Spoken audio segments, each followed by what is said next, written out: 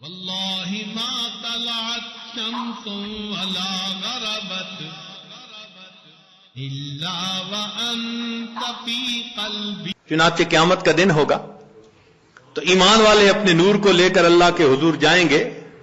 یوم تری المؤمنین والمؤمنات یسعی نورہم بین ایدیہم وبایمانہم.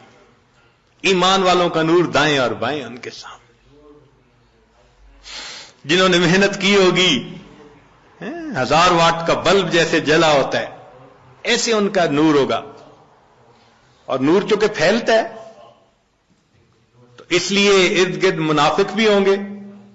اوپر سے تو بڑے نیک بنتے تھے اور اندر سے غفلت کی زندگی، دورنگی کی زندگی. وہ پھر کہیں گے انظرونا نقتبس من نورکم، ذرا ہماری طرف بھی توجہ کیجئے، ہم آپ کے نور سے فائدہ اٹھائیں. تو ان کو وہاں کیا کہا جائے گا؟ قیل ارجعوا وراءکم فالتمسوا نورا. جاؤ دنیا میں، یہ نور تو دنیا سے ملا کرتا تھا. تو نور ملنے کی جگہ تو یہ دنیا ہے. یہ ہماری خوش نصیبی ہے کہ ہم ابھی زندہ ہیں. اپنے دلوں کو منور کرنا چاہیں تو ہم دلوں کو منور کر سکتے ہیں. جیسے نبی علیہ السلام نے اپنی ایک صحابی کے بارے میں فرمایا اس کا سینہ تو گلے تک نور سے بھرا ہوا ہے، نور ایمان سے. الا مشاشہ فرمایا گلے تک اس کا سینہ نور ایمان سے بھرا ہوا ہے. ایسے نور ہمارے اندر آ جائے نا